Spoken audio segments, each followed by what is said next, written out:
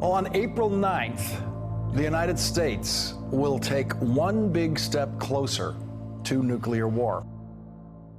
In the air, it's stealth, but taking off in Asian waters, its roar is loud and clear.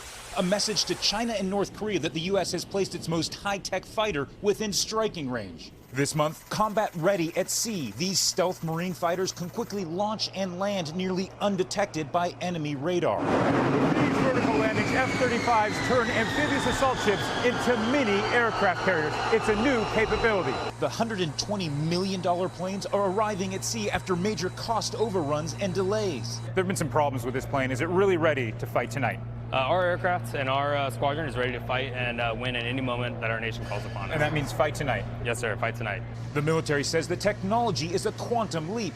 Stealth fighters from the sea teamed with a broader Navy group of ships. This aircraft designed to outfly and outsmart fighters from Russia and China. But the more immediate threat is from North Korea, and next month, war games with allies. Is the WASP going to take part in those training exercises? What I will tell you is we operate routinely with all of the partner navies in the region. Awaiting orders, the F-35Bs are sending a strong message simply by their presence.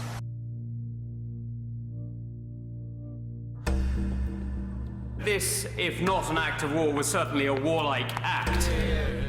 It is now clear that Mr. Skripal and his daughter were poisoned with a military-grade nerve agent of a type developed by Russia. The attack was reckless, indiscriminate, and irresponsible.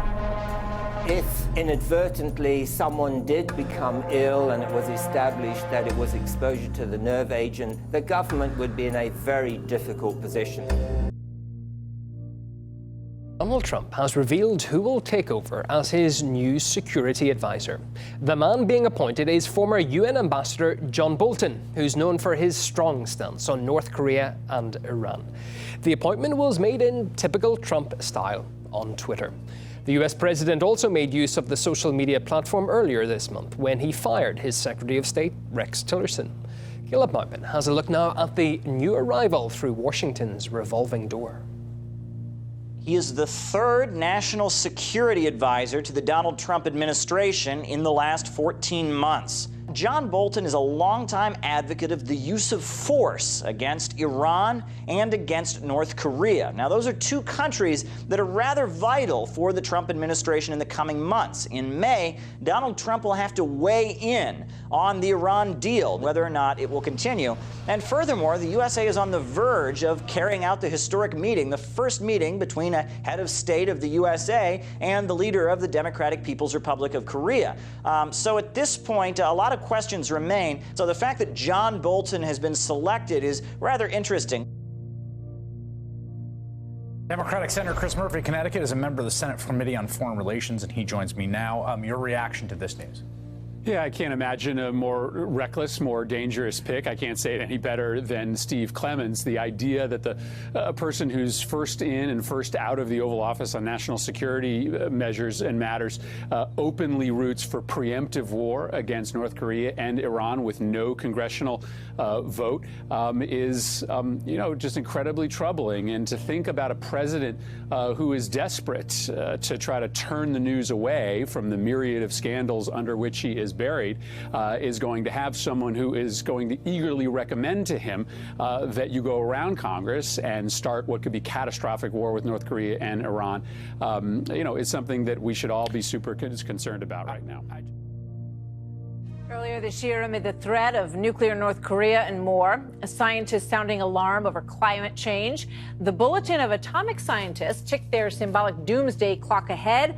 Only 2 minutes to midnight, people. Planning some of the blame on President Trump. I don't know if many people would agree with that's what the cause of it, but there's a lot going on out there in the world no matter what. Perhaps it sparked a recent story in the Washington Examiner that claimed that more and more there are Washington officials, especially those who work in the intelligence agencies, that are flocking to these doomsday camps and partnerships in them, places called the Fortitude Ranch and others. That one is near D.C., and it helps people prepare for pending doom. Here now, Dr. Drew Miller. I was going to say Dr. Doom, but you're not. You're Dr. Drew Miller, CEO of Fortitude Ranch and a retired Air Force colonel. Doctor, good to have you here tonight. So what is Fortitude Ranch? How does it work? Sure. Fortitude Ranch is a recreational and survival community. So in good times, we're a great place to go to vacation and hunt. But in bad times, we're a survival retreat, a place where you can go to survive a pandemic or a long-term electrical outage or some other disaster that leads to a collapse in economic activity and loss of law and order. And you're genuinely concerned that this is something that we all need to be prepared for. We absolutely do. Government is not prepared to handle a pandemic. Government officials will be protected. We're not that far from Mount Weather, where government officials will go.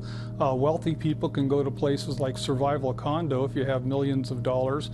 But most of us will be on our own with the loss of law and order from a pandemic or loss of the electrical system. Police won't be able to protect you in your neighborhoods. There's going to be gangs and people out there marauding for food. And so you need to be able to protect yourself.